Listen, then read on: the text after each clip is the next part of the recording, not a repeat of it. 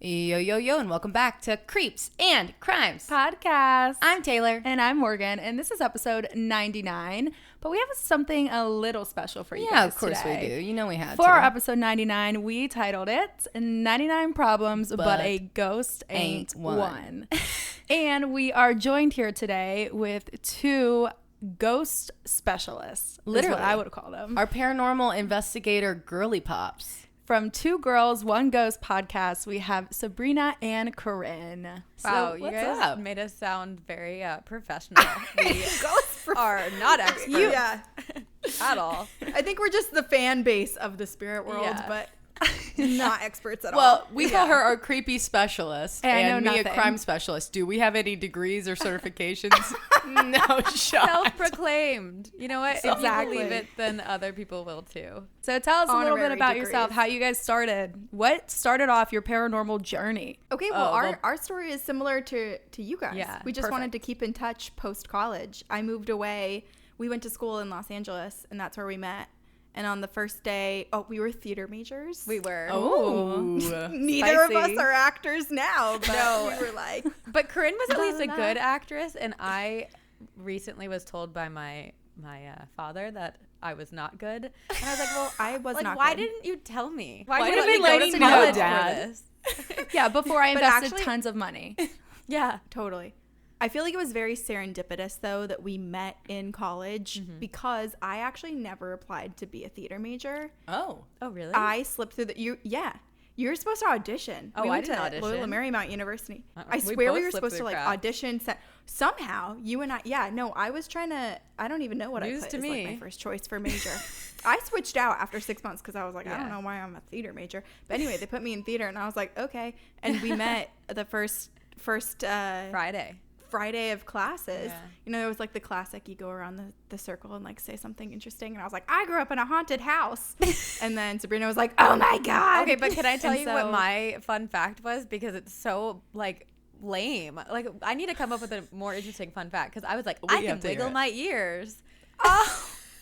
My fun fact was always that I have fake teeth, and then I would proceed to pull out my fake teeth. So that's mortifying. No. That's Why would I do that amazing. to What are you myself? Why would I do talking that? about? That's amazing. I don't have them anymore. They're permanent She now. can't pull them out anymore. I was going to say, that's a Patreon special, right? It was a party trick. It was a party Yeah, trick huge at all the Which bars. teeth? Like my two friends, like that's what I looked like. It was ridiculous. Okay. Was this a Mortifying. sports injury or something? No, just why were genetic. Genetic. I lost my baby Wow. teeth, and I never had any adult teeth that came in. So one Oh time, we my were God. actually- we were in the same sorority, and we were both at this date party or something mixer. I don't know what it was. Was it a formal?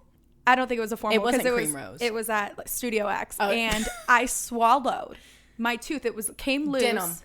And I swallowed oh. my tooth, and I had to walk around the God. rest of the mixer without a tooth She in did. my No, mouth. And Morgan. I was on everybody's Snapchat story. I was I could find the picture for you guys. I was everywhere. I have Corinne no and I idea Well, always what joke. you have your teeth now. Yeah, you're Yeah. great. Corinne, you said that your fun fact was that you grew up in a haunted house. So Tell us about 99 it. problems, but ghosts are definitely a lot of them. Yeah, the ghosts are the on absolutely asterisk all of of the them. episode. We have plenty of them here, though, so Yes. they don't have to worry about. It's not BYOG. Like we've got plenty of ghosts We got for plenty. you today, guys. Yeah. And to be honest, Well- we have like our listeners have become haunted because of our podcast. So Oh my we God. will give ghosts to you all. Don't worry. for free. For free. Unintentionally. Buy on, one, It's our get own one. little STD over here. Two girls. Oh. Just, It Give it to follows you everybody. everywhere. it's You get a literally the ghost. movie It You get a Follows. ghost. Everyone gets a ghost. That's hilarious. No, we've It's had people. unintentional, but- We've had people write in about P the doll. She fucked some of our people. Like, we're talking like tons and tons of flies in cabinets when he opened it. Ew.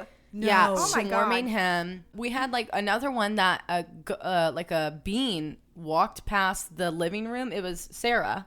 I'm sorry, I thought you just said bean, like BEAN. I thought A bean bean. too. I was like, little oh, bean. that's cool. Like a bean ghost. A walking bean. The walking bean. Yeah. Big giant kidney bean. It's the new cryptid. The walking bean. cryptid. Oh my God, wait, yeah. it's so cute.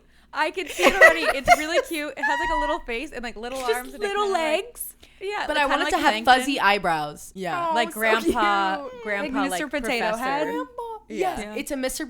Potato Head, but it's A cryptid bean. The Perfect. cryptid bean. Fine. Trademark that right now, somebody, because we're gonna have to do some collabed merch on that shit right now. I know, the little cryptid beans. So tell us about your haunted house, Corinne. So the house that I spent the majority of my childhood in is located in Vermont, and it is haunted. My parents built it, so there's no like, who was there before? We know the family who owned the farmland that they sold to the developers, and the family had this land, which was farmland, in their family for like 100+ years. So we have no idea. Well, I mean, like Sabrina said, it might just be the of my family. There's something open and like things come and go. But You I guys will also say, collect antiques. there was Red flag. yes, my parents. Yeah. Red flag. I know, I have a few around here. I gave my parents such a hard time about it growing up. I was like, these are so freaking creepy. Free and ticket. I'm obsessed with antiques, and now I started collecting Antiques them, are so I don't know. BYOG, literally. Oh, 100%. Estate sales? You're dabbling. Yes. Yes. You're Well, my testing the rule with waters. collecting antiques is that you have to really, really love whatever you're buying so much, and just be so completely filled with joy that it's in your life, because should there be a spirit associated with it, my hope is that like my new love and passion for this item will appease the spirit, and they'll be like, oh, it's fine. Like, I won't haunt her. We'll keep yeah, her. she But deserves this one. But if I was a spirit that was attached to an antique and someone else tried to love my thing more than I loved it, I'd be like, no, you don't. You think so. Oh, well, You Sabrina, think you now can, I'm but scared. no, you can't. Honestly, no, you don't. And I'm going to prove it to you while you're sleeping. So Yeah, exactly. Ugh. that's Okay, what- well, yeah, so the house that I grew up in, there's so much activity, but it comes in waves. So there will be like a few months where nonstop, like if you spend 3 hours in the house, you'll experience something, hear something, see something. Shut up. But then it will go silent for a few months. But we have had a lot of people. I mean, my family is like, now they don't really have a choice because we have a ghost podcast. Yeah, yeah. So they're kind of like forced into admitting things, but growing up, they never advertised like our house is haunted. They felt weird about it. Yeah. And podcasts weren't a thing. Like, you know, most TV shows, it was a scary thing, and it was really ostracizing for people who experienced the paranormal. So we didn't say anything, but many people had their first ever paranormal experience in my childhood home. Also, what's up Yeah. with like the northeastern area? Like, there's so. I know. it's because that's just where everybody came extra in. Sabrina, old. where are you from? I'm from New Jersey originally, so I okay. also grew up in a haunted house where I was the first, or my family was the first to live there, and my sister was, I say questionably, but like there's no question about it. She was possessed as a 6-year-old. What? What? Okay, well, how'd that go? Well, you don't have to say it because it's obviously very sensitive. Elaborate. How'd that go? She's No. recovered We've now. talked about it plenty. Yeah. Okay. Like, is she okay? She's no longer possessed that we know of. No, she's great. She hates when I talk about it. Okay, But- okay, sister, we'll let it be. We bring it up like every other month, though. It's fine. We moved into this house, and when I was 4, I started having this reoccurring nightmare that this thing, spirit, wanted me to follow it to my sister's room. And I would go to my sister's room, and I'd see these black and white orbs fighting over her. No. Oh, Immediately. And I no. had this for a really long time. Fast forward to like college graduation, my dad and I are having a conversation about reoccurring nightmares, and I tell him this nightmare, and he drops me off at a college party, like, you know, nonchalant, whatever, and then he texts me and he goes, hey, we need to talk tomorrow. Something you said tonight happened in real life. And I was like, excuse me? Like, you can't drop me off and send me on pick my me up way from the party. But he like the next day goes on to tell me that when we had first moved into this house in New Jersey, he had like fallen asleep on the couch one night and woke up to a sound. And he thought maybe it was just a TV, so he turns the TV off. It's like past midnight. He's going around the house, like making sure all the doors are locked, all the windows are closed. He starts turning the lights off and like starts going upstairs. And he said like the second he starts going up the stairs, he had that feeling of an intruder. And he starts going up the stairs, and he like, you know, I'm sleeping, and my mom's sleeping, so he's like going to check on all of us. And then he starts going towards my sister's room, and he said like all of the air was like getting sucked out of the room. He started getting really, really cold. He reached for the door handle, like every instinct was telling him to run, but of course, like his daughter's in there, so he opens Like, the right, door. your like heart, soul, and blood, sweat, and tears is literally in that room. Exactly. So he opens the door and he starts to take a step in, and my sister, who's sleeping in bed, like opens her mouth and in a deep guttural voice says, "Get out." My fuck. Wait, I forgot. Okay, that's fucking horrifying. But Sabrina, I forgot that you have a demonic voice. I remember that on the Great Minds of True Crime show. I also have one. Oh my Morgan God. has one. It's a newly found one. Wait, Go I ahead want to and hear give it. Wait, it's not that good. I can't do it on spot. It originated in a creepy account episode. And there poor Molly. This I poor think girl about named Molly every I day. kind of like really like made her relive her traumatic experience. So we read her creepy account, and then I was like, I mean, you're just in this elevator shaft. She lived in this old like. It was an old funeral building with an elevator shaft. And she was like stuck in the elevator shaft. And this happened a lot, but her dad would always come in and out and like, you know, oh my gosh, press the button from the outside. Well, she was calling for her dad, and she was a little girl, and he wasn't coming. And she heard something crawl up the elevator shaft, like, and then she heard, "You shouldn't play in here." "You shouldn't play in here." That's what it said. Sorry, I don't know if you heard that. And that was so good. And then she my gets heart just like pooped out. She gets out of the elevator shaft. So scary. And her dad's outside. her dad's not in the house. How terrifying. So anyway, that's when I discovered my demonic voice. I have but I chills. forgot that you had one. Oh but I my felt God. like we also took away from your sister's possession. That's crazy that she literally spoke with a demonic voice. Oh yeah. The next day, my family got the house Totally. cleansed, and then I think the demon retreated to a closet in our basement because basements aren't scary enough. We recorded virtually one time. And this was like early, like I want to say episode 14. And Morgan did like the scariest case this bitch has ever done that episode. When I'm thank in you this so house, right?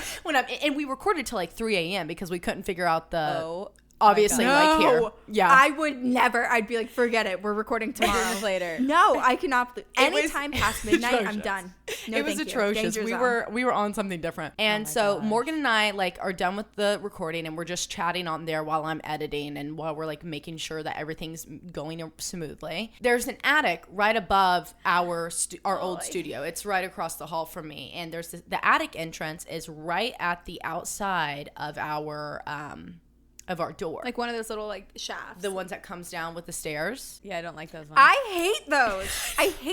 I know that they Who exist in invented most that? houses. So- and the fact that you have to put your head first, like that's just No, like that's where I draw the line. Creepy. Yeah, if I could do like a Yeah. handstand, go feet first, that'd be cool. But. Yeah.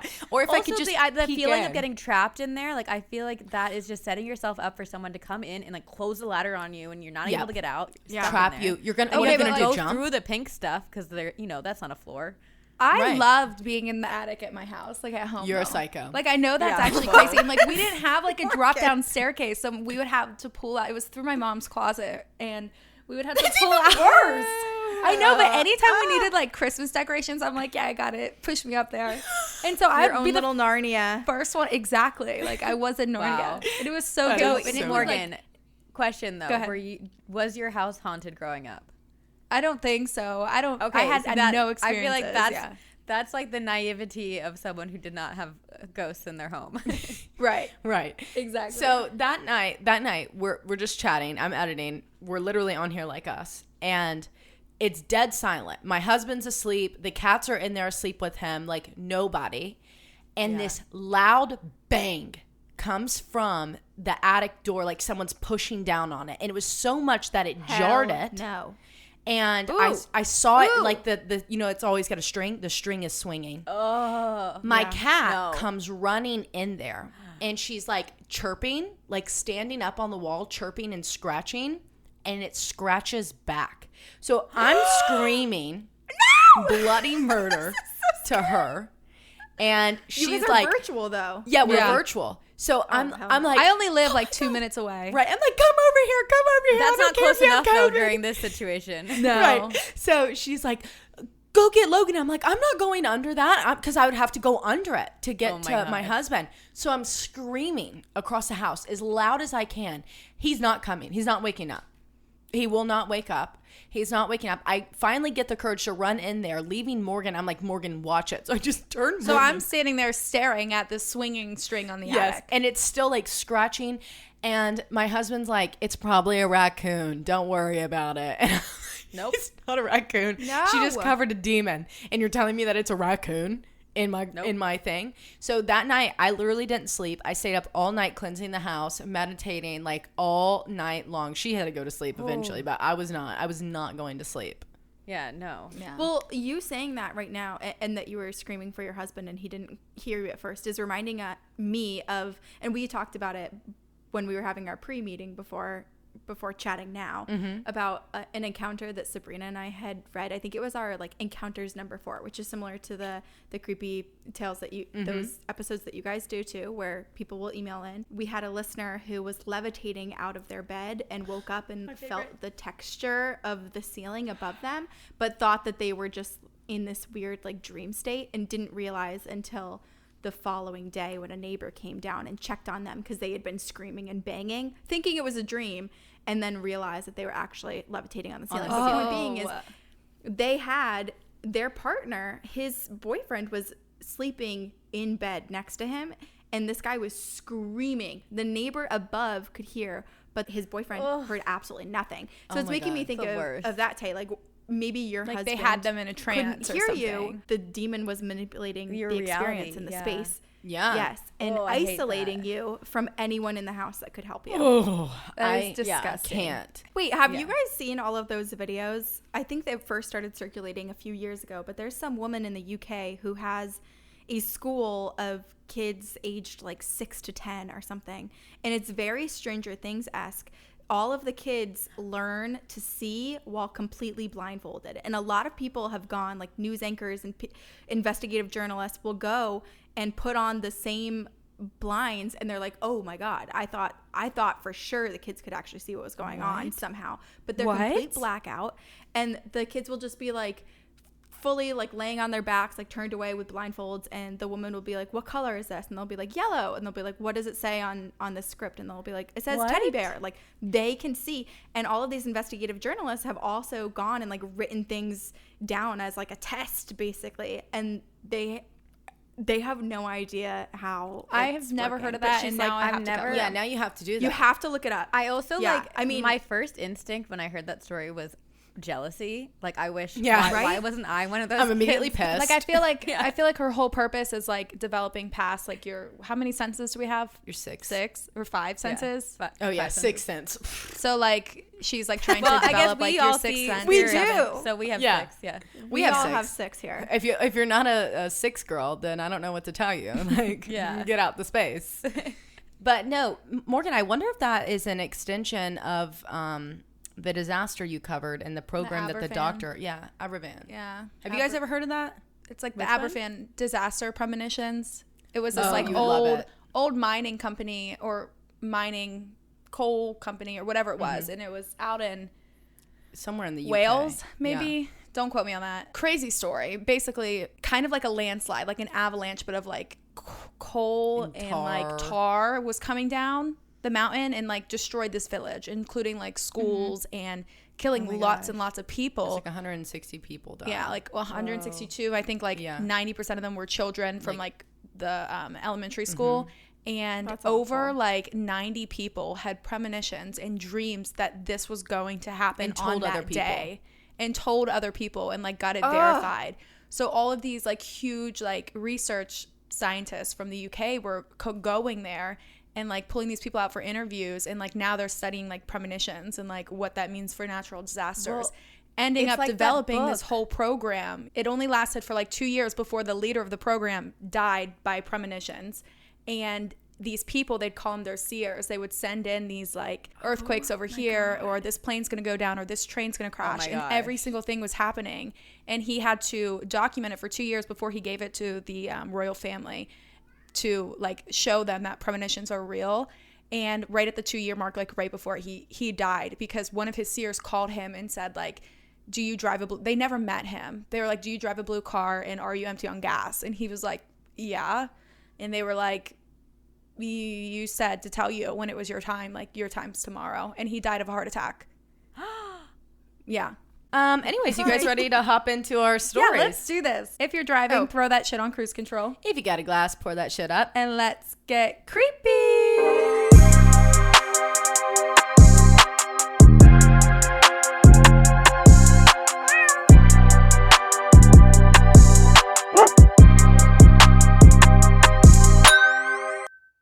So the first one I have is from Allison. Allison says, "Hey ladies, I just started listening to your podcast. I've fallen in love with the creepy accounts. I have binged every episode to the point where I'm worried I'm inviting this shit in." Yikes. Shit. Probably. Yes. We were just you talking are. about this. You are. Can You confirm. I have several creepy accounts, but this is the one that shook me to my core. Also, I know everyone and their dogs say this, but I ramble like crazy, so don't judge, lol. In October of 2020, my then boyfriend and I decided to take a road trip to Cheyenne, Wyoming. We wanted to see the town and the arena that Lane Frost had ridden his last ride at.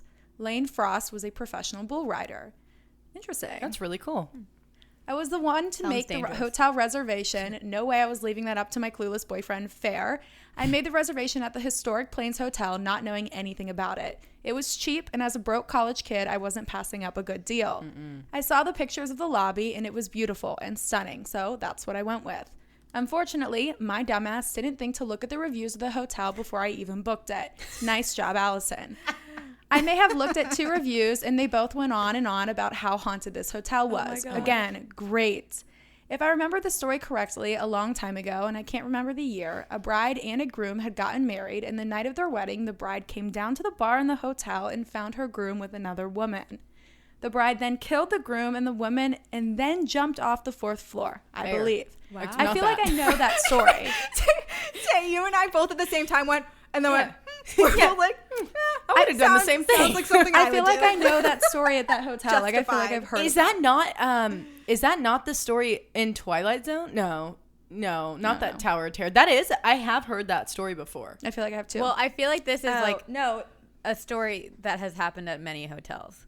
Yeah, for sure. Yeah.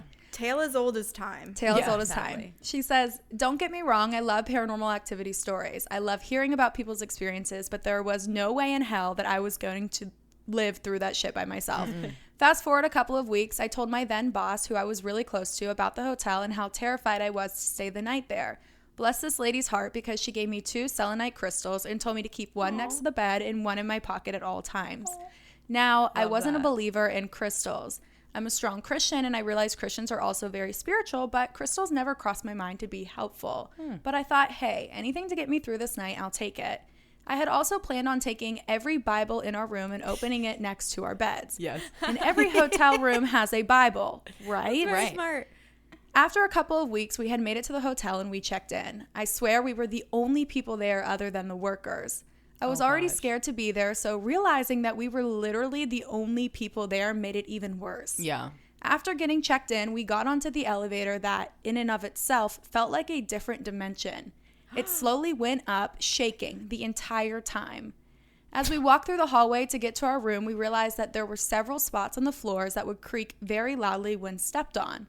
So remember that for later. No. We got to our room, unpacked all of our things, and I began looking for the Bibles. But there wasn't a single Bible in this entire room, Oh, shit. which was sketchy. Yeah. Later, we went back to the town to look around. We both talked about and agreed that that room made us feel very uncomfortable, but we just couldn't put our finger on why.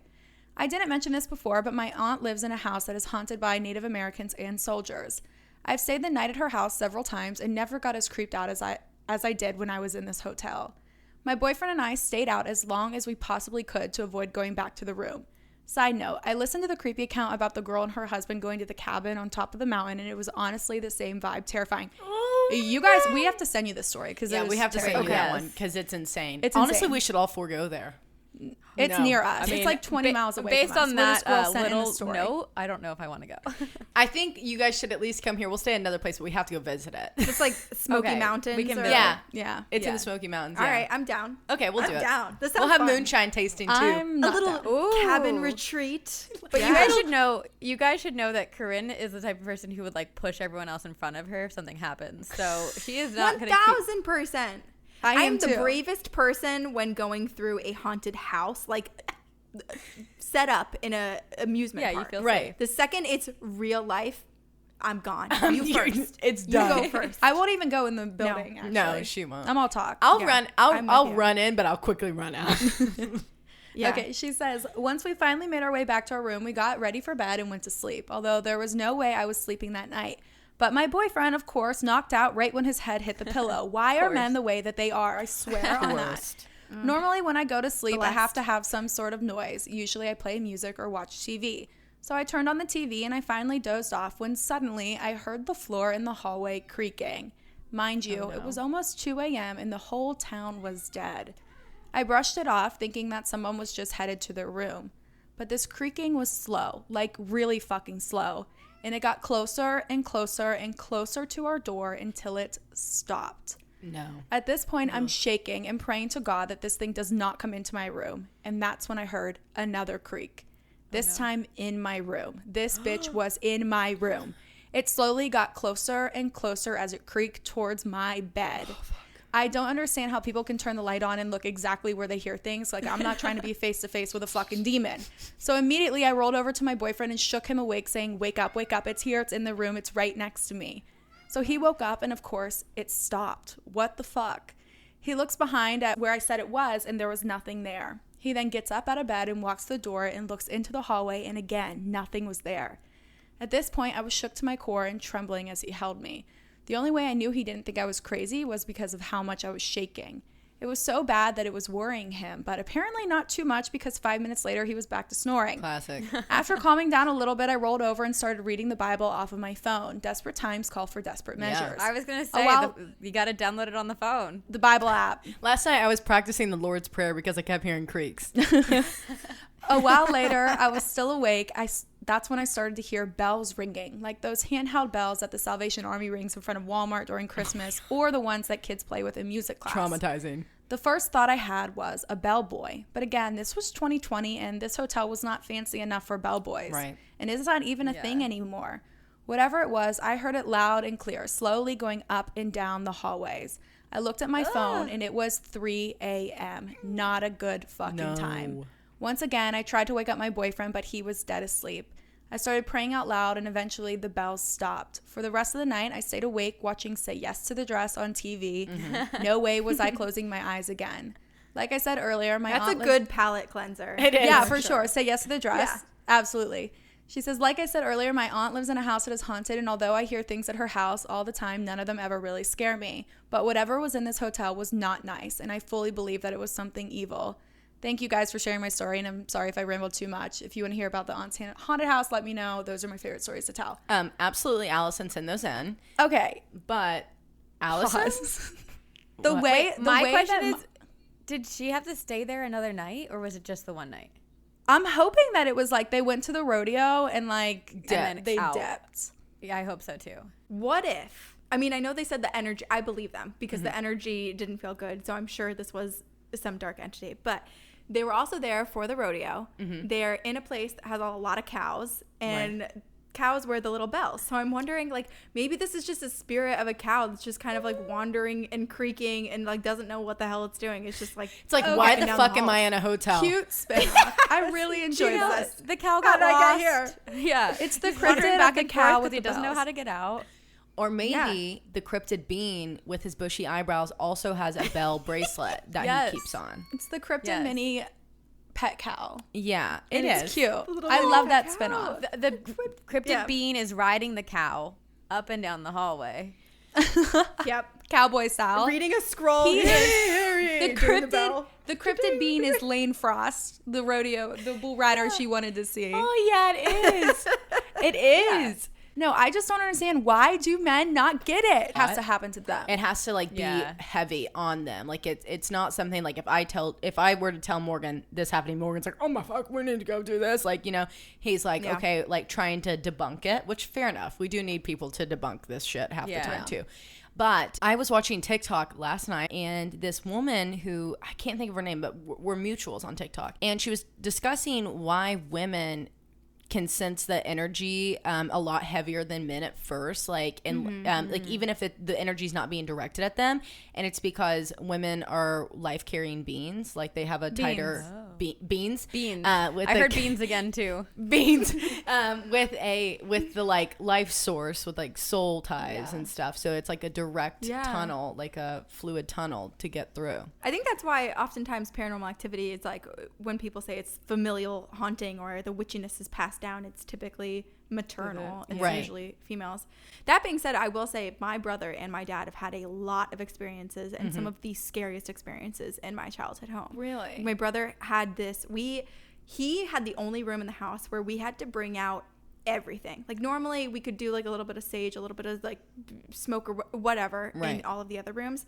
His room, we would have to every like month or two bring out everything, like the white copal, the dragon's blood, like literally just for the whole day, like smoke the shit out of his room, because he would wake up and there would be like these cloaked dark figures walking really slowly in like a circle, almost like chanting. It looked like they were like Grim Reaper style. There'd be like 4 of them and they'd like walk in a circle, and he would just be petrified, like frozen with fear. I've never heard this. I mean, well, there's a lot of stories from my house, so I feel like there's still going to be some fall things that come up. Yeah. Well, And were my they dad not has like his woken spirit up- guides or anything? Like No, it wasn't a kind these- soul. It was a dark. It was not kind. It was Okay. not kind. And I'm gosh. very much a believer that even if something presents itself in like really dark clothing or fully blacked out, it doesn't mean it's negative. Like when I was in middle school, I got bullied very, very badly. And for 2 years, I think it is a spirit guide or some sort of protector. There was a woman that would come out. This is so creepy when you think about it, but like she'd come out of the corner of my room, or like the mirrored corner of my room, and she had long black hair that was like it was like past her butt. Oh my God. She had really long, like flowy clothes that were completely black. Like she kind of looked almost like Samara, like walking over to me, and then she would just kind of like pat my hair and like help me, like soothe me and like go to bed. It sounds so sweet. Visually, I'm sure if anyone You're like, saw babe, that, can we shitting what? themselves. Like, can I get you a haircut? Can we wash the face? Right. Like anything it's to so make this funny. not It's so the- terrifying. It's just the distinction the of like energy. your gut feeling and the energy, and like you Right. know when Totally. something is good and bad, and it sounds like Allison knew this was bad. Yeah. Right. The next story we have is from Peyton using she, her pronouns. Thank you, Peyton. Hey, y'all. First off, I want to say I feel like I've submitted a story to y'all before, but I don't know if I'm just imagining that. So forgive me if this is the second time you're reading this. This time there is so much more, though. This is our first one, at least all that I can see. But That Peyton, I can remember. I don't remember. I don't remember this one coming in. So if you're hearing it again, congratulations, because this is a good one. This is mainly my best friend's experience, but it has dipped into my life as well, so here goes nothing. To preface, Blue, she, her, is my best friend. Blue lives in a large 2-story house. In the back of the house, attached to the living room, is this guest bedroom. This just so happens to be directly below her parents' bedroom. The guest bedroom is the absolute creepiest room I have ever been in. I am and always have been highly connected to spirituality and the spiritual world. So there is no surprise that I could sense that the vibes were off. But this room is so off that every person, even the most disconnected people I know who have gone in there or have tried to go in there, have immediately noped out and agreed that it is just a creepy motherfucker. Immediately noped out. Immediately I love that. no. That is awesome. It is filled with tons of these old I Love Lucy collectibles and posters. Oh. Every time I walk Which in seems there, benign. I feel like, right, like I feel like that would be pretty safe. fun. Yeah. But Peyton says that every time she walks in there, it feels like Lucy's eyes are just staring at me from all corners of the room. Oh, No. Yikes. One day, about 7 months ago, Blue was at home alone getting ready to go out with us. She was upstairs in her room just getting ready and talking to herself. Honestly, I'm Blue. Same. I talk to myself all day long.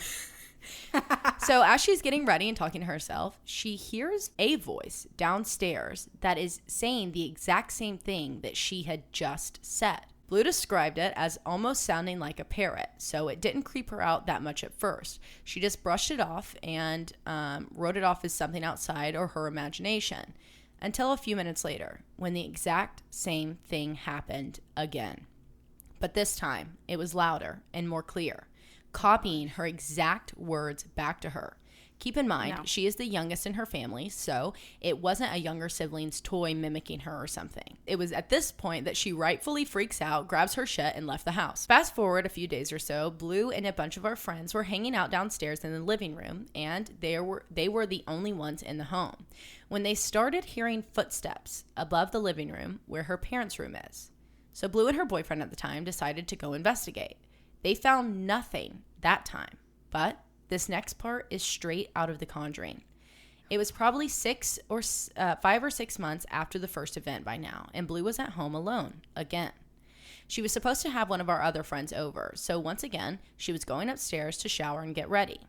Immediately, when she gets into her room, the first thing that she notices is a Batman mask sitting perfectly on her pillow. Keep in mind, this mask was previously on her desk next to her bed. The entire family was gone, and she herself was only gone from the house for maybe 2 hours that day. By this time, it was collectively decided by our group of friends that, quote, the parrot, which is what we called it.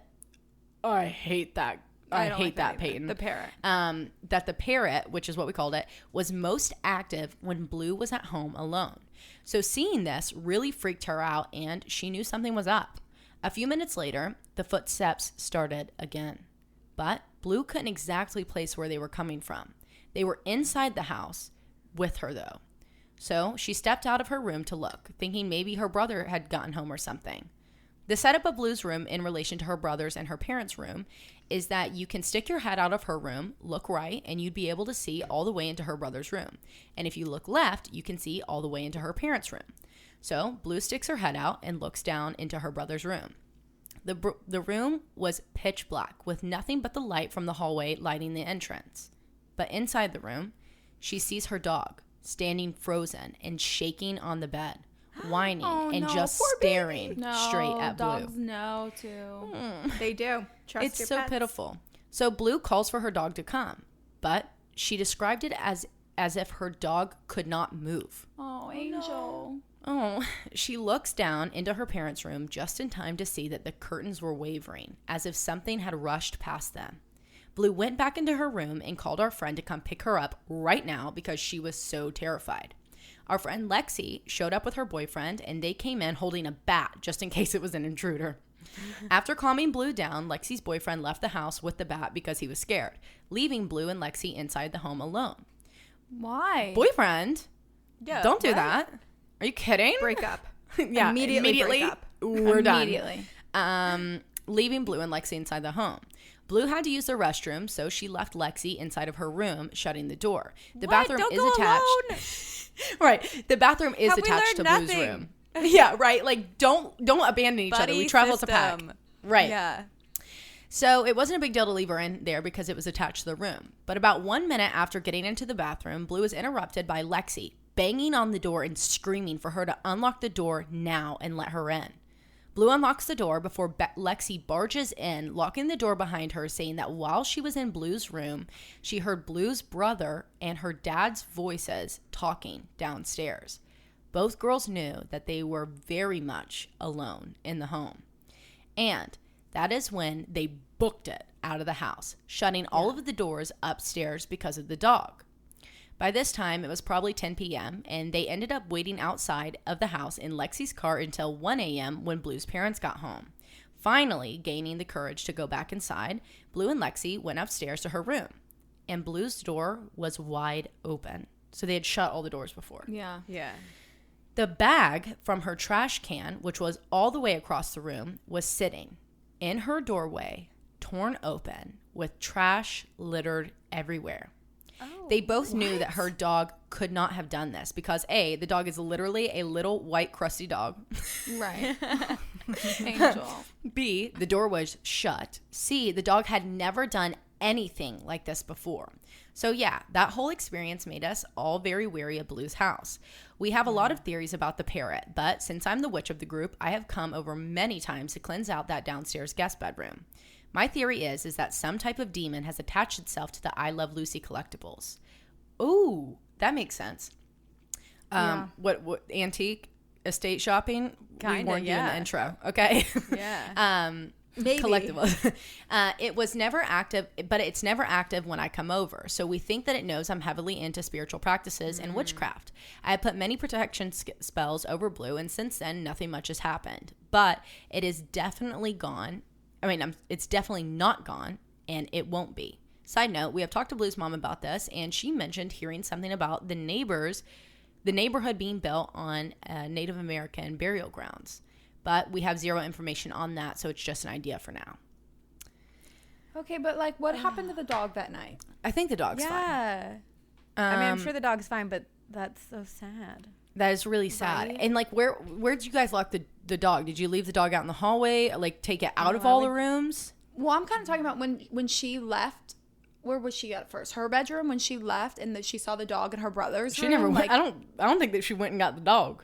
No, I know, but Yeah. like, what was the dog looking at? Was the dog like looking at her? Was it behind her that he was like? Well, yeah, it had to be you behind her know? because she saw the curtains moving behind her. Blue saw the curtains moving in the parents' room on the other end of the hallway. So what the hell did that dog see? That is literally That terrifying. is terrifying. I know. Well, it's And obviously also, something whatever mimicking. it was, but very, very strong, because I feel like whenever we hear of like a mimic or a doppelganger, it's usually one particular person. But for this thing to be able to rip things open, make like a mess of the home, but then also simultaneously be more than one person, like imitate more than one person. Right. Yeah, the this father, thing the is dad brother. and brother Terrifying. at the same time. Yeah, Right, don't you're like right. that. Run for the hills. Oh my Oh, god. I hope they move. It's like the when in doubt, move out. Yeah, yeah. When in doubt, move When in out. doubt, burn Up it and down. leave. So Yeah. Yeah, burn the house down. yeah, burn the entire house. God. And the I Wow. Love Lucy Yikes. collectibles. Yeah, That's Damn. terrifying. The I Love Lucy collectibles, it's scary that really anything can be haunted. Like, we've heard stories of like life-size Barbie dolls being possessed and haunted. And those things are things that you go to the store, you pick it out, you get it out of Right. its plastic casing, just like Right. like a random poster that you're like, oh, I like this show, I like this person, and Yeah. you put it up, and then suddenly that thing is responsible for haunting you. It's just so creepy I mean, we always say this, it's like, in your house, you're not safe, nor are you You're not safe safe outside, anywhere. because like there's possibilities of like crime and haunting everywhere. Everywhere. yeah, It is you're one fucked. that- okay. in life. I'm gonna put a positive spin on this, even though I know this is not the real spin, but this is my like, hey, what if fun scenario? What if this This is also entity- very this isn't normal for you, Sabrina. I I'm know, I shocked. know. Normally you go Oh. into the darkness. Usually I say like the darkest possible thing, but this story is Okay. already pretty dark. So what if, because I Love Lucy is a comedy, Lucy Ball is like, an icon. What if this spirit is just wants to be an actor and a comedian so badly, so they're obsessed with I Love Lucy in the I Love Lucy room, and they're practicing their skills of impersonations by impersonating everyone in the house. And improv too. It's just a spirit in theater school. Yeah. Yeah. Maybe you guys knew them. Like, Yeah. We were theater majors together. yeah. So Yeah. Maybe that's crazy. I just don't get the trash though. Like, why I know. like toss Right. the trash if What are they looking Because- for? right? And Yeah. I wonder. I mean, well, I was gonna say I wonder if it does feel like a negative spirit, but Peyton, who's writing this, does say that it is like Yeah. an extremely eerie and heavy Yeah. spirit, like feeling energy. I'm very interested. know. Peyton, I have a lot of questions. Can you email us and update us, please? But Peyton's Lots also of a good questions. friend to have. Like, Blue's Yeah. lucky to have Peyton to come, like, cleanse the Right. space and also protect. for sure. 100%. Yeah. Yeah. Well, now I'm just looking at all of the photos you guys have behind you, and that's for every photo, that's one more possibility of a photo becoming haunted and possessed. Does All that right, make we're you want t- to we're change tearing the this down space tonight. even more? And they're Yeah. getting ripped. Yeah, and they're all It's gone. ripped away. They're burned outside. Okay, Corinne, Sabrina, who wants to go first? Okay. You gonna go first? I'll go first. I picked a story because I had heard on one of your recent episodes that there was kind of like a call for sleep paralysis, a call to action for sleep paralysis. And then Taylor, your story, your experience after post-conjuring is very similar to this. Oh, okay. Gosh. Yeah. Confidence. I'm very confident in this story. And even more confident because I didn't write it. Bex did. Bex. Thanks, Bex. Pronouns they, them. All right, Okay. awesome. Trigger warning, suicidal ideation. Hey guys, I wrote to you about my favorite paranormal experience at my friend's wedding, and now I'm writing to you about my least favorite experience. 2019 was not my year. I had to drop out of college due to financial issues that left me homeless and sleeping on couches and benches for a few weeks until I found an apartment. I only had a couple true friends, but they had their own issues to deal with. So December of 2019, I was living in an apartment with a roommate, but she was never really there, so it was really just me and my cat. When I was in college, I would spend the holidays with friends, but now I had to rent and pay, and I had a cat to feed. I couldn't get the time off to leave and to travel with my friends, and I was bitter. I was jealous of my friends and their loving families. I was angry that my own family was so broken and that my parents had to be so bigoted and hateful. Aww. I hadn't spoken to them in over a year, and I felt forgotten, abandoned, hopeless. This made me the perfect target for what I call the hag. Oh, no. No. December 22nd, I had a dream that started quite normal and mostly unremarkable. My friend and I were leaving a store and stepped out into the parking lot. Despite the fact that dreams usually follow unpredictable timelines, we both mentioned that it was weird that we had suddenly had nighttime around us and there weren't any other cars in the parking lot. Just a couple of lone streetlights, some forgotten shopping carts, and a little old lady pushing a cart along the sidewalk of a strip mall. We began walking towards the truck, and I noticed that the old lady veered from the sidewalk and was now walking towards the truck. I don't trust Odd. her. I walked a little bit faster. She walked a little bit faster. Odd. We were almost at the truck now, and then the old lady breaks into a sprint right towards me, and she is fast. Oh my What? God, Grandma. That's horrifying. Yeah, the title of this is Not Your Average Grandma. So this is Love that. truly. This is the point where I realized that this is not your average grandma. Sure, she had curly gray hair and a blouse and mom jeans, but her eyes were completely black, perfectly round and small, like a rat. Her nose had been flattened, and it was just slits. Her mouth is an open circle with a ring of razor-sharp teeth. Shut the fuck. I'm stunned and scared shitless. I freeze in place, and the next thing I know, she's attacking me and biting me. I'm certain that she wants to kill me, but she's weak and she's frail, and I push her off and I make a break for the truck. My friend is already in the driver's seat, and the engine is ready, screaming at me to run faster. So I jump in, I slam the door, and the hag is scratching at it as we slam on the gas and speed off. Then we're jumping through memories. We're driving down the dirt roads that I grew up on, then along the interstate, then through my college town. The sky is always pitch black. No stars, no moonlight. We relax, realizing that we lost her. And then I wake up. I was really freaked out, but I have plenty of weird and vivid nightmares, so I told myself it was just nothing, and I got ready for work. I felt especially angry that day, and I kept bursting into tears at work, and all of my pain was so much stronger. I noticed that the skin around my nails kept bleeding. I didn't think it was weird at first because, I get hangnails all the time, but then I realized that it was all of my fingers. I bandaged them up and tried to ignore it as just one more weird thing. After a long 10-hour shift, I started my walk home and was exceptionally spacey. I could barely hold a thought. I didn't pay close attention, and I'd accidentally wandered off the sidewalk towards the traffic. This is where I started to get worried that these weird things were just a little more than weird. Don't tell When me I she got home, shows up. I know. I'm going to freak. I'm prepping Is myself. Grandma pulling up? Yeah. I'm prepping myself right now. No, not in the car at least. Okay. Okay. When I got home, I texted my best friend about the weird dream, and I asked if he thought anything of it. He had his own fair share of terrifying supernatural experiences and is as close to an expert as I could hope for, and he pretty much told me that he would keep an eye on it, it's probably nothing, etc. All night, I felt uneasy. My normally affectionate cat was making a point of avoiding me. I kept trying to tell myself that I was just being paranoid, but I couldn't shake the feeling that I wasn't alone. The air felt heavy. The apartment seemed darker. So I decided to message my best friend again. I needed him to help me with whatever this thing was. I picked up the phone, and then I stopped. Then I dropped it. I picked up my phone again, stared at it for a few minutes, and then dropped it again. I kept thinking, don't bother him. He's busy. He doesn't care. Stop making it about yourself. And I spent 2 hours trying to text him. I kept zoning out and just staring at the wall. Every time I picked my phone up, I would drop it again. I eventually gave up and I just put on Netflix and I fell asleep. Warning, this is where it gets graphic. And it gets really graphic. Okay. So Oh, no. this is, trigger warning Okay. for pretty much everything. Okay. Get closer to me. That night, I had what is, to date, the worst nightmare I have ever experienced. I saw flashes of hellscapes. I saw my cat, the only family I have, being brutally gutted. There were people on tables with half of their skin peeled off, pits with large spikes full of corpses, piles of bones, screams of tormented souls. And then there was the hag. Next, I found myself in a dark old house, and I was in the dining room that was full of dusty furniture with a table set for dinner.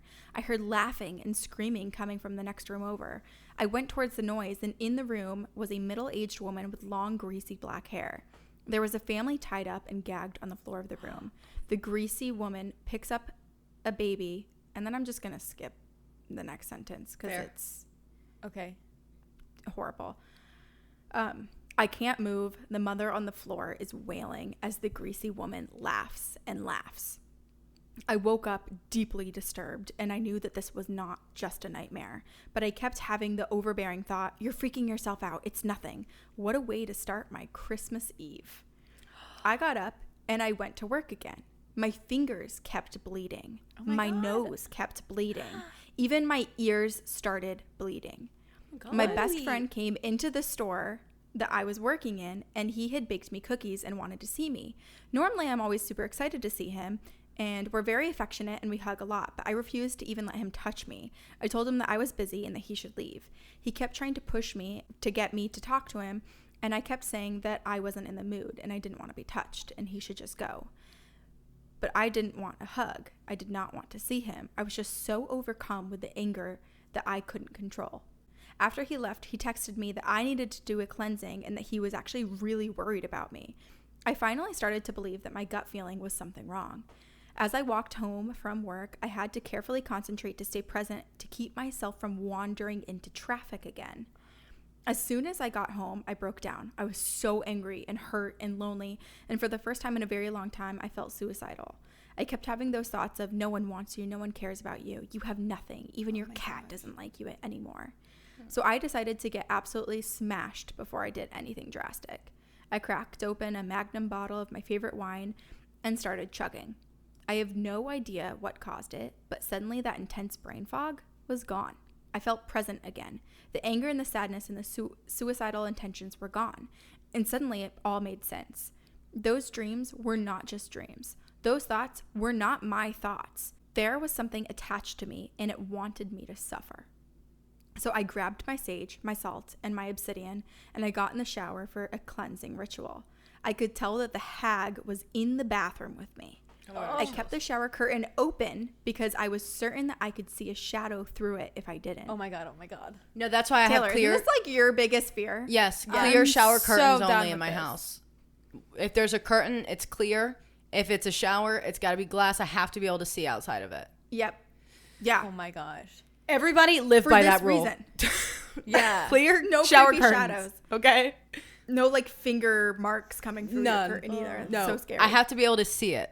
Yeah, I agree. Oh, I was absolutely terrified. The presence felt bigger and bigger, and it did not want me to do this. I started burning the sage and going through the whole ritual. I kept repeating out loud, "You do not scare me. Get out." And I focused on happy thoughts while I visualized this dark energy leaving me, and suddenly there was this huge release of pressure. A huge weight lifted off my shoulders, and my nose started gushing blood. I was relieved to feel completely alone. I saged my apartment 3 times that day and for the next week. I made a point of being positive, and every night before I went to sleep, I would visualize a silver string encasing me. I'm still not sure what it was. It definitely felt demonic, but it never physically manipulated objects or left any visible marks on me. It also seems like I don't know. Physical right. marks? Bleeding Bleeding out of your bleeding, ears? nose bleeding, Fingers bleeding. Sounds Yeah. pretty physical. I know. The best theory I have is that it was the spirit of an old lady that died alone and became corrupted or evil over time. I've never in my life experienced anything as scary as that, and I hope I never will again. I'm doing so much better now. I started dating my girlfriend a couple months after that, and her family has been absolutely fantastic. I'll hopefully never spend the holidays alone again. See you on the other side. Bex. They, them. Bex. Holy shit. Bex. Thank Wow. you so much for sending that in, but holy. Isn't that intense? I mean, I'm so sorry. That is Yeah. traumatic. That is traumatic. Like, Right. The way that this hag was able to alter their mind yeah. to like see what the hag wanted them to see. And that perceive people the way that the hag wanted them to perceive people. And in both waking life and dreaming life. Yeah. Right. You know, like you wake up and you think you get this relief, you get this reprieve from this dark entity that's showing you the most graphic and disgusting things Like almost possible. Flipping through like different realities. Yeah. Like Yeah. that, like those dreams are just too vivid The to hag like was, not like, be like altering. actually in hell. Right. Like altering Well, you know all what reality. this reminded me of? It reminded me a lot of when you covered the No End House? What's the name of the? Yes, That's what I was thinking Yes. the entire Me time. too. I was like, yeah, this the really visuals sounds like. where it was like, yeah, Yes. the And you hands know- cut you up know, and I've the actually- the grinning face. So I've actually had one like awful reoccurring nightmare. I haven't had it in years, but when I was a kid, it was just I would tell myself that I was having this nightmare, and I was always getting chased by something. I could never see what it was. I just know that it was this giant, like shadowy, like evil something. And I would be Right. like, wake up, you're in a dream, and I'm running and I'm sprinting, and you know, you're dream running, so you're like, like hardly running at all. And I would wake up and I thought I'd be awake and I'd be in my bedroom, and then it would be right there. And so I was like just dropping levels every time levels I of tell dreaming? myself, yes, I was like So scary. 10 different levels, and then finally be like, am I up yet? But every single time I dropped a level, I would start in my bedroom. So I'd think I'd be awake, but I wasn't awake. And this thing would be back. And I'm in my dream. I'm telling myself, you're dreaming. Just wake up, wake up. Like, and I couldn't Yeah. wake up. It was crazy. It's so That's also what it manipulative. reminded me of. It yeah. is. Totally. Wow. It's tricking you every single time. Like your It guard is. is down because you think you finally escaped the hell Holy that shit. is this dream. yeah. I was so concerned when Bex was talking about how they were drinking that bottle of Magnum wine because Me too. I feel like we've heard in the past that like sometimes drinking, you know, makes it worse and makes you more vulnerable. But I'm like, wine saves. Yeah. This is The this blood of scenario, Christ. yeah. The blood of Christ. yeah. truly. right? That they were able to clear their mind in a way and remove this entity from their Right. Whatever Right. trance, whatever From their spell realm. was. yeah. Well, and they say broken. that like alcohol like lowers your like vibrational Mm-hmm. like field that you're in. So that's insane that they had to drink alcohol to get to that level Yeah. of the detachment of that they needed from this hag, this woman. wow. Dang, It's just Bex. wild to me too. Like I think for Bex, I'm just so impressed that they, despite everything that they were feeling prior to the hag coming and choosing them as their victim, they were feeling really, really low, like as low as they possibly could. They had a series of wild, unfortunate events that put them in a place in life where they really didn't feel good about living. And I am just so impressed with Bex that after all of this that had happened with the hag, that they were able to still bring themselves Yeah. up and out Right. and For really sure. consciously be like, this isn't right, this isn't me, I can be way more than this. And now I'm not only fighting my own inner demons and thoughts, but I'm also fighting this hag at the same time. Right. God. The I couldn't courage imagine and doing that. bravery that they showed is just incredible. Oh, it's incredible. I don't even know that I could have been able to like process it in that way as No. fast as Bex did. I think it would have taken a lot more from me to be able to realize what's going on, even being knowledgeable of it.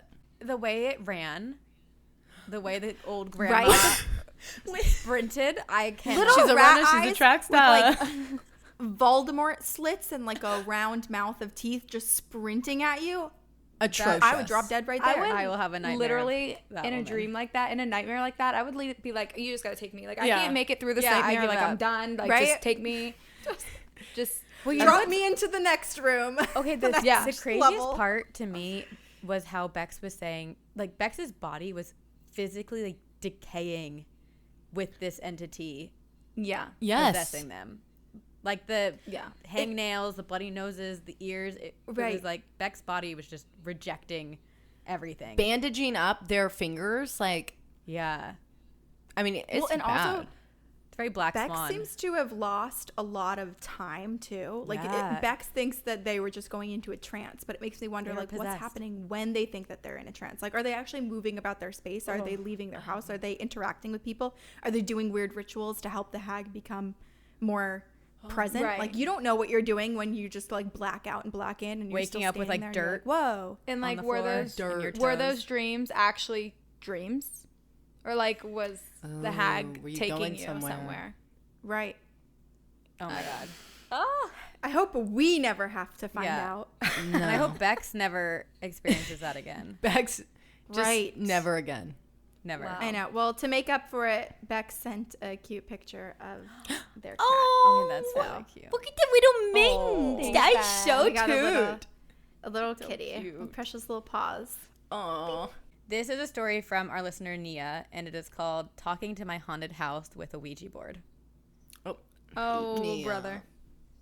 Hey y'all, I've wanted to write this and send it in literally since the podcast started, but laziness 5 gets years ago. the best of us all sometimes. However, this spooky season, I'm finally diving in. My house is haunted AF.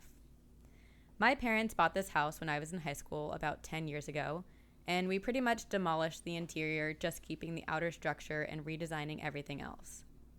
There was only one family that lived there before us, and they built this home custom for themselves back in the day. The husband was a doctor and did house calls back when that was normal, so he had an in-home office, and they had like a million kids, so the setup of the house was pretty interesting. Now, our contractors were funny guys to be around as far as construction dudes go, but they gave me crap constantly about the house being haunted. Apparently, the job they did right before our house was rebuilding the funeral home in town, so they messed with me constantly saying that they had spent lots of time with the dead recently and could sense the spirits in our house. No, thank you. God. How awful.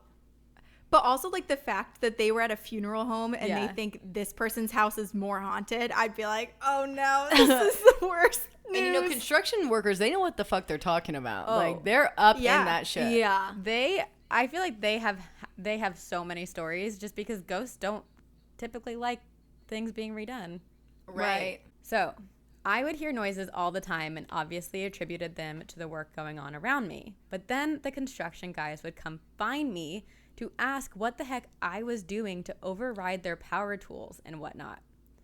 I still thought they were messing with me, but now I'm not so sure. The remodel took a few months, and in the process, we found quite a few questionable things in this house. The most important being when we tore up the flooring in the old maid's quarters in the back of the house. Now, this is important to remember. When we ripped up that carpet and backing, there were what looked like claw marks scratched in the concrete and old dried blood everywhere. Shut Ew. the fuck up. No. No. No, no, no, no, no, no, no. I hope to God this is paranormal and not someone being trapped in a bathroom trying to claw their way out. know. Yeah. As I said earlier, we knew the old owner was a doctor, and even though his home office was on the other side of the house, we tried to write it off as, you know, a home visit gone bad. But probably not the case. On to the fun part. No.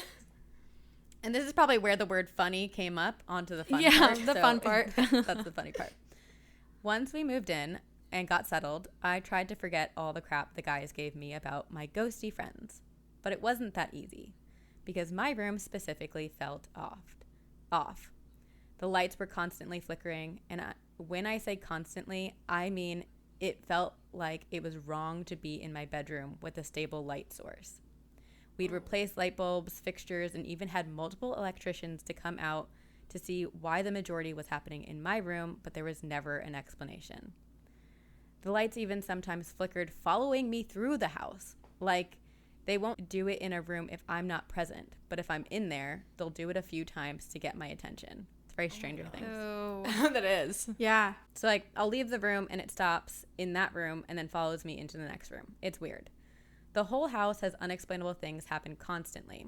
We all see human-sized shadows moving from room to room at least once a month. Circuits pop constantly, like there's just too much power surging through them. We have watched and heard things fly off the counter with nobody in that room multiple times. Oh, and our pets just stare into the abyss and act very off. Of course. There you Also, go. did I mention that both of my parents each saw their deceased parents standing over them in bed not long after we moved in? Also weird. And obviously haunted. Stop right there. No.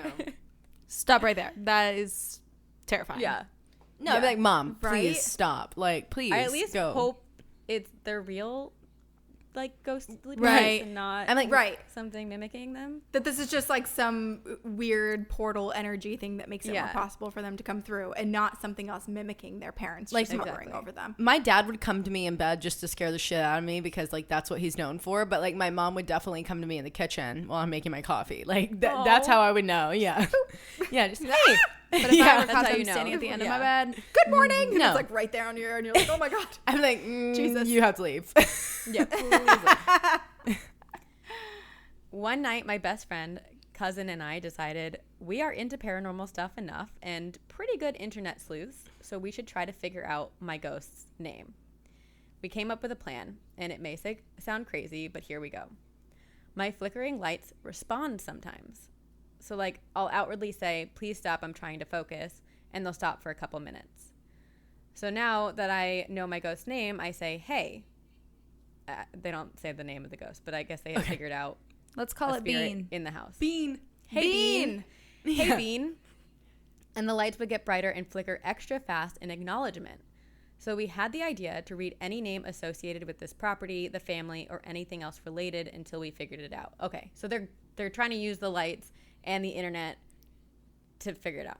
Okay, this We is got fun. black bean, kidney bean, red Yeah. kidney bean, light kidney Yeah, bean. exactly. We eventually found the name Margaret, and I'm going to leave her name out for privacy, also R.I.P. Marg. And after what felt like forever, listing everyone with no reaction from the lights, this is when my lights went absolutely berserk. We were screaming and freaking out, obviously not knowing if this was a fever dream, if we were having a simultaneous mental break or what, but nope, Margaret, it's real. Remember when I said to keep your guard up in the Bloody Maid's room? Well, that was my buddy Margaret's room. She was the homemaker with this busy family, a live-in maid, a nanny, and as we found out later, a grandmother figure to the kids. Now, once I got this ounce of information, we dove deep on her past and asked yes or no questions. Yes to my lights, which sound insane, but we got answers and it hasn't stopped since. This is so cool. That is really awesome. This But- is the dream. Like, they actually, when they do research, they find answers. Yeah. Yeah. Which so many people don't get. Yeah. This is so incredible that they were able This to is a piece it all rarity. together. I would be like, Margaret, should I Truly. wear this dress or this dress? I know. Like, which one? Right? Margaret? Yeah. yeah. Okay, Date now night with don't Marg. kill Marge. me, but I got an ancient Ouija board from one of my friend's grandmothers that was made in Salem. Ooh. So that same friend who was there on the night we discovered Margaret and a few others joined us, and we made contact with the other side. Side note, it was my birthday. What a great birthday, I guess. Oh, maybe. I don't know. fun. We'll find out. None of us had used a Ouija board before, so don't worry, I did all the research, and from listening to you guys, I know the protocol. But it said that there were 2 people present, which is weird, but because we didn't know that could be a thing. So guess who makes herself known first? Our girl, Margaret. So we asked a million questions. Not a girl. With only my one friend and I really knowing what was happening, and she answered every question we asked to a T. We, like I said, Googled her and asked her about her children, husband, her life, growing up, and everything matched her obituary and anything else we found online. That's so cool. That is awesome. so dope. Yeah. We thought maybe our friends were messing with us since they just knew her name, but no, and here's more proof. The next person to come through on the board shook me to my core. Earlier that year, my aunt had moved in with us as she had gotten really sick. She was a spunky and loving woman, however, unfortunately, after many years, lost the battle to cancer and passed away in our home. We all have a dark sense of humor in my family, and we have definitely kept her spirit alive and say hi to her ashes as we walk by, still make fun of her constantly, and everything else she might want to stay a part of the fam. Now, my friends knew her, but none of us ever thought she would be the one to come through. She spelled out her name, and I freaked out. I asked questions, and again, everything was lining up. But in the back of my head, I was like, there's no way it's actually her. But then I asked her daughter's name, and instead of spelling her real name, which my friends all definitely would have known, she spelled out the very unique nickname that she only called her in private that nobody except immediate family would have known. I started crying, and it was amazing. Since this Ouija board experience, we have used it a few more times and talked to people we have had no prior connection that just wanted to come through. Unfortunately, though, most recently, we also made contact with I won't say the name, but Blank. Insert Z demonic name. Oh God. Yeah. Literally Mine's God, with- please. Lolo. So I've staged my board about 1 million times and am giving it a break since that was a lot of emotional energy to come through, but I have no doubts in those other experiences. At first, when we moved in, I didn't know if this spirit was usually targeting me was malicious or not, especially with what we found under Margaret's old flooring, but now it's good to know she isn't bad. In fact, I truly do believe she has taken over protecting my brother and I like she did with those children in the house back in the day. Maybe whatever happened in the room is the reason she can't fully move on and cross over, so she's hanging out with me until then. I still say what's up to Marg when my lights are going crazy and or I feel a presence, and I usually get some sort of extra response from my surroundings, so I think it's her. It only makes sense she would choose me because, in fact, when I was a toddler, I was in the house when my papa passed away, and only minutes later, when my mom came in to tell me he was gone, I said, I know. I watched an angel carry him up to heaven from the roof, and he waved goodbye to me. Oh, Like, wow. what? Oh my God. Who does that, and what is wrong with me? That is beautiful. Bye, Grandpa. Yeah. Bye. This tiny little Shirley Temple looking mofo seeing dead people. Cool. I'll come back with more spooky stories from my life someday because I have a ton, but for now, enjoy and can't wait to hopefully hear this and your thoughts. Y'all are literally the best. Thanks for keeping me and my ghosties company, Nia. Oh, Nia. Wow. Wow. I love Nia's final experience. I feel like children, it's not at all, I don't think it happened on behalf of Nia or for Nia or for a lot of other children who see their grandparents or loved ones go away when they're really young. I very much believe that happens because if the parents had seen it, they would have convinced themselves that they hadn't truly experienced what they just did. Right. And they need that sign from like an innocent source. It's like, yeah, this is what I saw. Yeah, I just saw him. feel The fact that Nia saw it before her mom came in to tell her that they had passed away, you know, like Right. it was totally unrelated. That is so cool. Wow. I love those experiences. I love kids, like not scary me kids too. experiences, but like loved ones experiences, or like when they just say something so off the wall. Like, I mean, Corinne was for sure a creepy kid, but Corinne said stuff like that as a kid all the time. Kids I are so said weird gifted. stuff. Yeah. My mom was like, I'm not really down to be alone in this house with you. You're creeping me out. we need like at least Yeah. one other person here with us. Constantly waving and interacting with someone who wasn't Oh my there. She gosh. was like, I'm out. This is No. this is not for me. Yeah. So when the Z name popped up on the Ouija board, were they still in the house or I think were they so. at a different location? I think same house.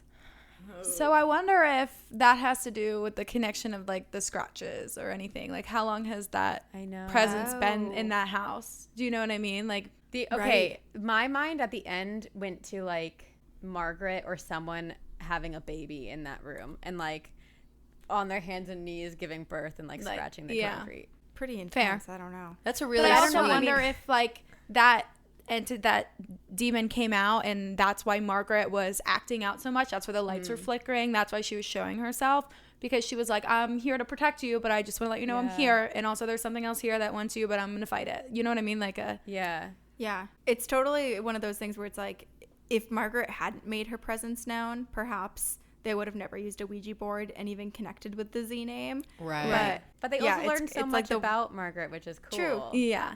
That was honestly one of the most like beautiful, like paranormal while still spooky stories that I've ever heard. That was really cool. That was really cool. All right. I have a very quick one, but it's crazy and I have altered names because it also uses demonic names. Okay. So this is from Jimmy. He says, hey ladies, I have a crazy story for you and I hope you're ready for it. It is a bit long, but worth it, I promise. So pour them drinks up because you'll need them. Disclaimer, this story involves my previous day job, so names will be changed for legal reasons. Okay. March 2019, I was still new at my job, which is a psychiatric unit in a hospital. I was assigned to watch a patient who had broken a nurse's kneecap and tore her ACL after kicking her. Holy shit. My coworker, Eddie, and I watched a patient named Richard for about 2 to 3 months for 12 to 18 hours a day. Richard was a neuro student and was very intelligent, but somewhere in his studies he snapped and went manic. Richard was sleep deprived for almost 2 weeks, and he had hardly, if at all, ate anything. He was about 5'10" to 11 and weighed about 290 pounds. He was a big boy.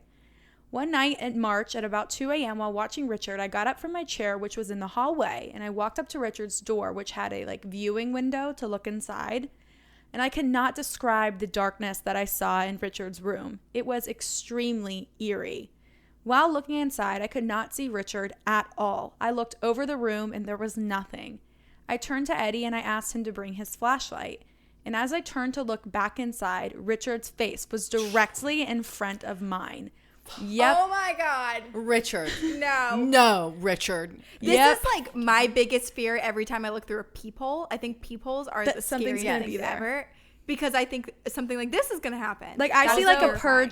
a purge face. Do you know what I'm talking about? This is horrifying. Yes. Yes. Jimmy says, yep, fuck that shit. I still get chills telling the story. Richard was not blinking, moving, and was hardly breathing as he stared through me. Eddie walked next to me and pulled me away from the door, but both Eddie and I felt the most intense chill in the air. For about 45 to 60 seconds, Richard didn't move. Finally, I told Richard to get back in bed, and he slowly moved down into the right of the window. But wait, there's more. Shortly after, I looked at the security camera inside Richard's room, used for violent patients, and this camera had night vision.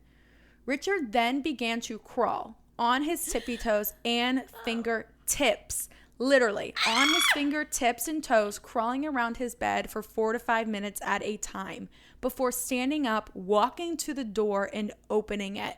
Now, also keep in mind, for fire safety reasons, these doors cannot be locked unless the patient's actively being violent. So his door was unlocked. Eddie and I began to move towards Richard's room, and Richard began saying with a 1,000-yard stare, I am, and then I changed the name to the bee's knees. So he says, I am the bee's knees, about 6 times under his breath. Okay, disclaimer. This is not what the patient was saying, but I wasn't about to say the name, and you'll see why, so I changed it. At the time, Eddie and I had no clue who or what the bee's knees was until a week later when Eddie looked it up and discovered that the bee's knees was, of course, another name for Satan and is known in demonology as one of the 7 princes of hell. For a few days after, Richard would continue to say, I am the bee's knees. Eddie would ask him constantly, what's your name? To which Richard would blink, shake his head, giggle, and forget what he was doing. But there is a light at the end of this psychiatric tunnel.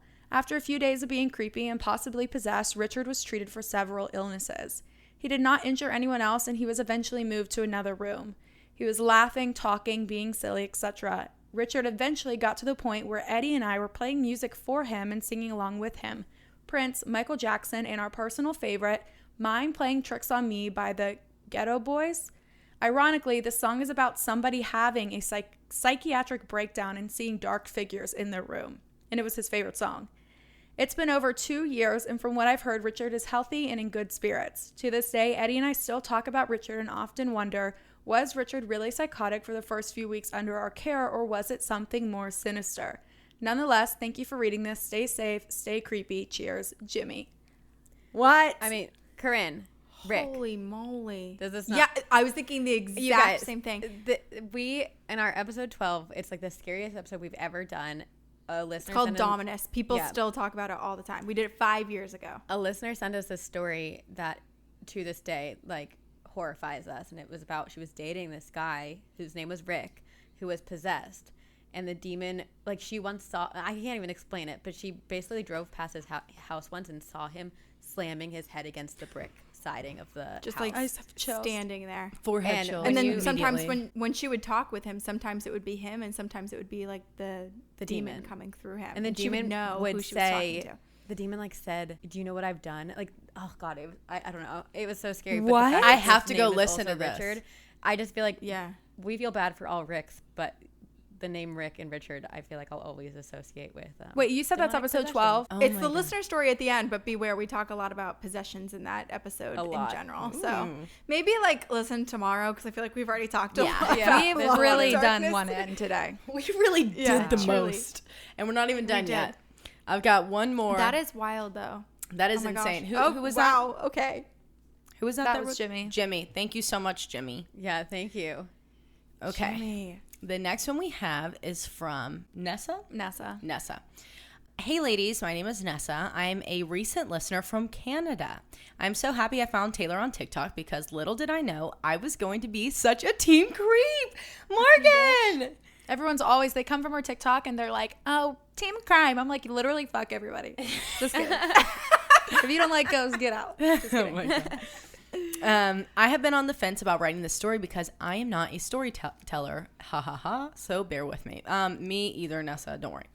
Just a little background on me. I started experiencing paranormal activity when I was really young that left me very fearful of the dark, sleep paralysis, and feeling energies that weren't there. As I got older and found practices that made me feel safe and protected from the dark spirits, and that fear slowly started to disappear. Until I was working alongside my sister at her new business, which is an aromatherapy and metaphysical store. You could call it the local witchy shop, located in one of the oldest houses in our small city. We made sure that we cleansed the space often, and for years, I never had any problems with the spirits that the local medium said were present in this home. The third year I was working there, I started experiencing things in the house when I was alone. Books and other items would fly off the shelves, but I would try my best to not give it my attention. I was opening the shop one morning, feeling good to be back at work because I had just gotten home from a vacation, and odd enough, my sister was flying out of town that day as I was getting back, so she wouldn't be there with me like she typically would.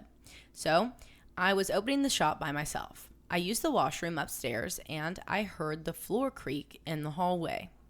I remember trying not to creep myself out and ignoring it because it happens all the time. But then, I started to feel tingles all over my body.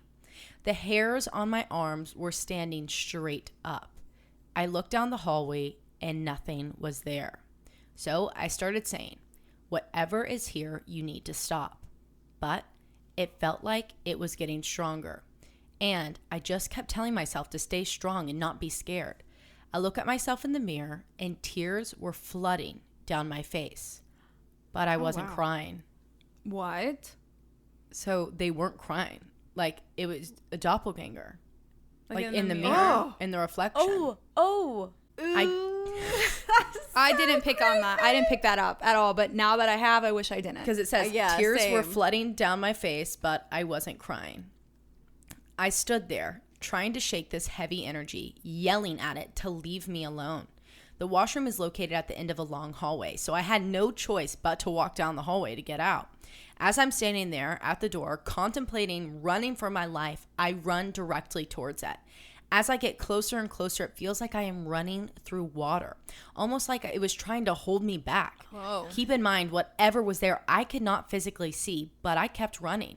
And right when I get to the top of the stairs, also where the portal was in this house, LOL, of course. We're gonna need Jesus. more information on that. Yeah. I have intense emotions pour over me.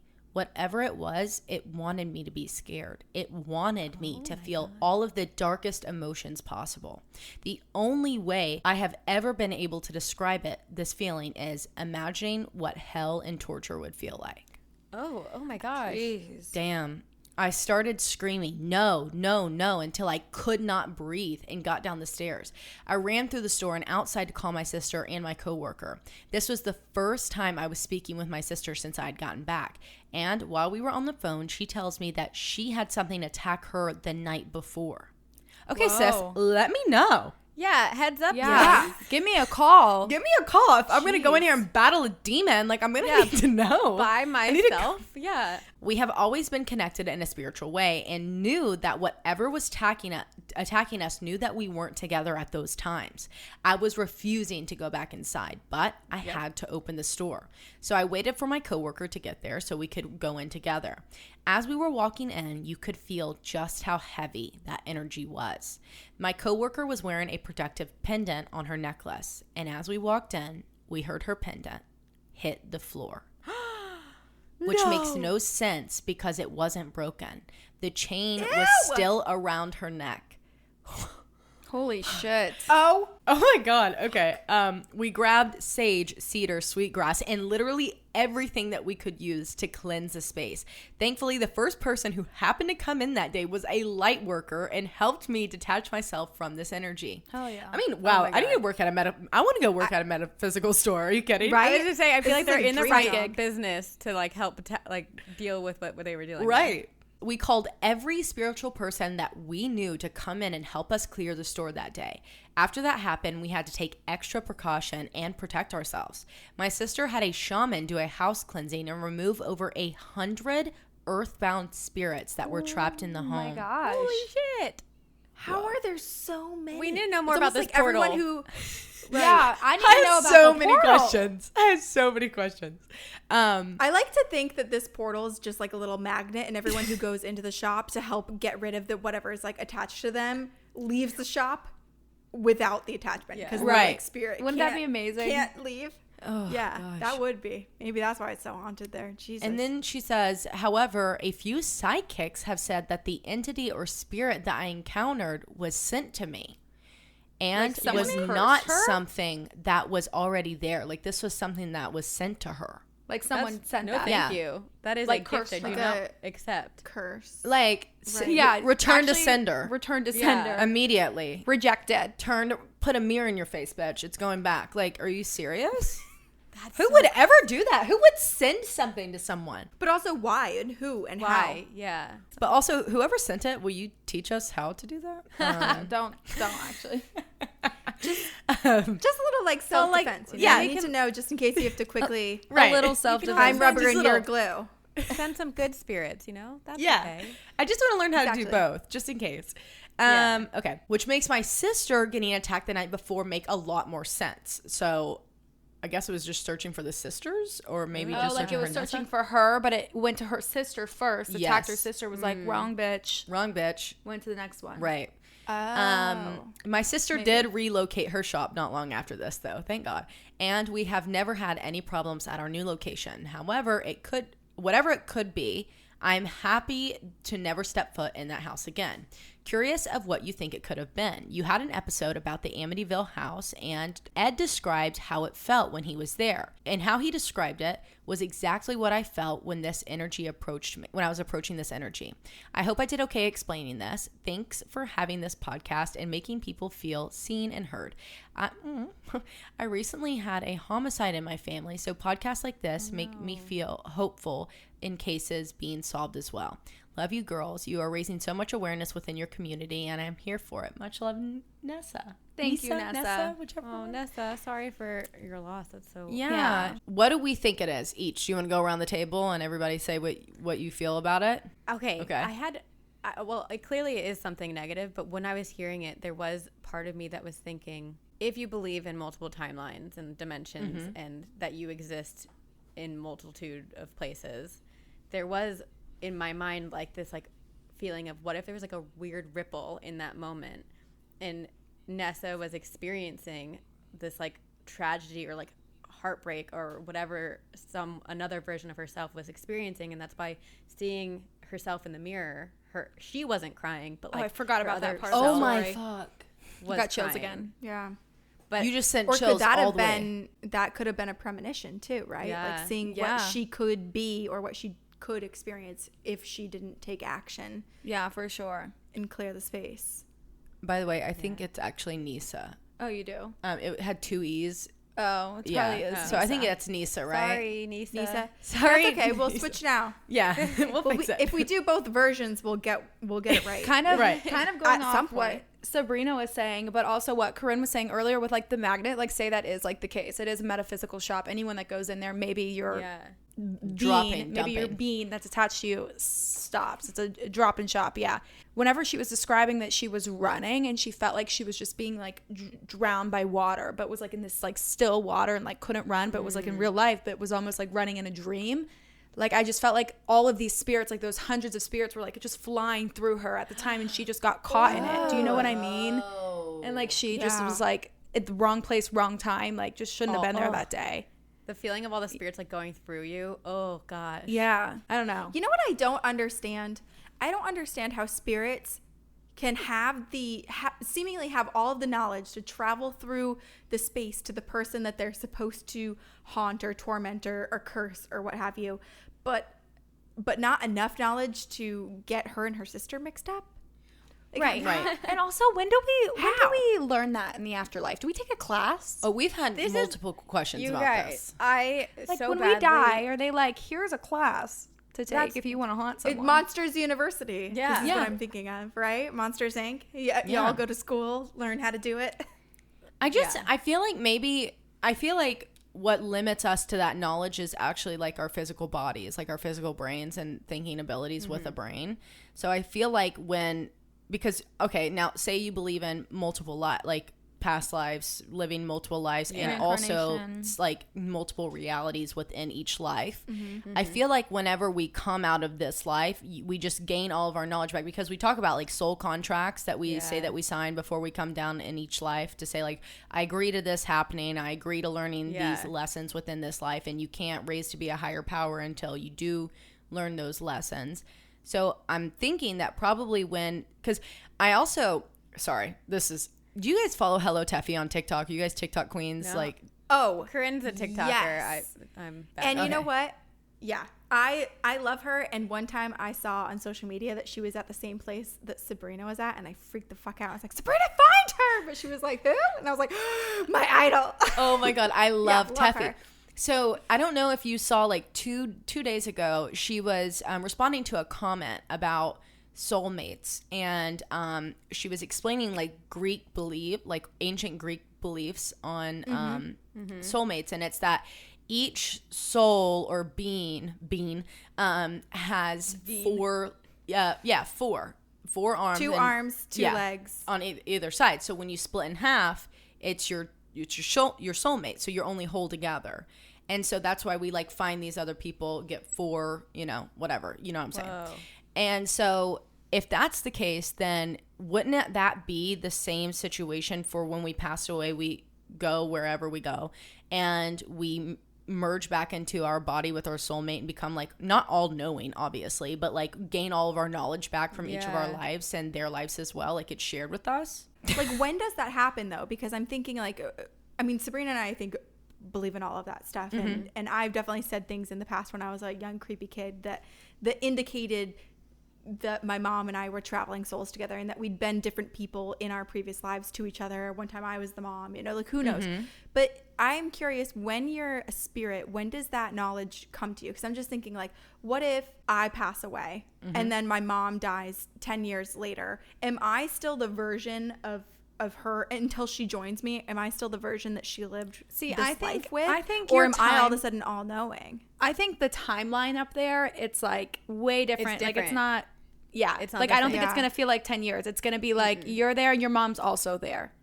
I really think it's how. And it then goes. also we do have higher powers that are still attached to us. They're just not currently like, I don't know if you've ever done a higher power meditation.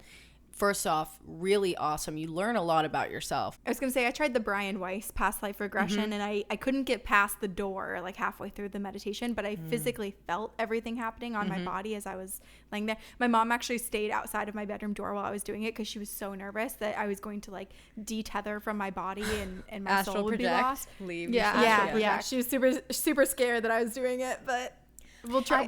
We have to try it But again. I think this is incredible. It's not crazy at all, because I think kind of what we were talking about in the beginning, it is, to me, a little bit naive to think that there isn't more and to just like not believe in all of these things. And by doing these meditations and learning more, you're opening yourself to, I feel like, more knowledge. Right. Have you guys ever read Many Lives, Many Masters? I was literally just about to say, are you guys readers? Because Big readers, I haven't read that one, but I have another book, and it's a guide to like spiritual relations, like, and I have a book on that, and it taught me so much. But what was the name of the book you just said? Many Lives, Many Masters. Okay. Oh my God. It's Brian Weiss. He basically was a psychiatrist who was treating a bunch of patients, and there were certain people phobia-wise who he couldn't quite make a breakthrough with, and he, despite his own beliefs and like science thinking beliefs, that it wasn't going to do anything, and his like colleagues, he tried hypnosis and basically tapped into people's previous lives. And so began all of his research and data collection into these hypnosis sessions that he had with clients who he'd worked with for years, and learned all about their past lives, and was able to like find evidence and whatnot that what they were saying was true. I'm so excited. Incredible. Changed the trajectory I'm of his so career. excited that you are doing a past life regression soon. Like I I can't know. wait to know everything that happens. I'm so excited. We have to send it to you guys as soon as that happens, because Yes, I am please do. stoked. I literally can't even like, we've had to like reschedule it 900 times. So the fact that it's actually happening, it's like when you get like a trip out of the group message, like it's actually happening. like it's for real. And I don't think, Morgan, you've never like had a full session with Susan. Every session's been through me with Susan. Oh my gosh, I'm so excited for you. So are you guys I'm gonna really be like nervous. together, like sitting in a chair, like laying down and going through the hypnosis at the same time, or do you do it separately? We're gonna do separate because I don't want either of our energies to block the other one's past, to come through. So Morgan has to be read first. Like Morgan has to have a clearing. She's gonna get Reiki cleansed. Morgan, you look nervous. I'm so Flushed. nervous. Yeah, she's gonna. Wait, get all but that. Reiki is amazing. Reiki is amazing. It really does. It literally does makes your help. back feel better. Like every time I'm holding something in my need back and that. I think I need to go to the chiropractor. I'm just so concerned of like what I might have done in a past life that like I don't really want to know. You know, like what if I was like an actual serial killer or something? You could have been, but Yeah. you learned could've better been, because you're not but one now. Yeah. That's true. That's how I feel with shadow work, when people are like, "Oh, you have to be really ready to do shadow work for your own current life." And sometimes I'm like, you know what? Sometimes I like having blocked out and forgotten certain parts of my life, and I'm better. not like emotionally ready Yeah. to open up that wound to then heal it. I'd rather just ignore it for a little while longer. Yeah. And then I'll do Ignorance it is later bliss. on. Yeah. Ignorance Yeah. is It's bliss. not, but it feels nice. Carrying the trauma. It's heavy, but I'll carry it a little longer. Yeah. All right, Wait, guys. first off, you guys didn't tell them. I told you to tell them in the intro, but it is your 5-year anniversary today. It is. Yes, Today. 5 years of podcasting. August 14th. Spending it with you guys. That is That's insane. to celebrate. We wouldn't want to celebrate any other way than telling ghost stories. Like that's the perfect That's true. anniversary celebration. That's right, because there's 99 problems, but a ghost is every single one of them. Every single one. Every Every single one. Even the +1 to make it 100. Well, thank you, Sabrina and Corinne, for joining us today. You guys for make sure to having check. us. Hello, Check 'em out Check them on- out. Two Check us Girls, out. One Ghost podcast. You're on what, all podcast platforms? Is that Yeah. correct? Everywhere. YouTube. Everywhere. 2 Girls, 1 Ghost. Perfect. It's 2 Girls, 1 Ghost. We love everywhere. that. So Everywhere. You'll find us. We haunt all social media platforms. Oh. We're there. So And this And is like, soon we'll haunt your homes. So yes, beware.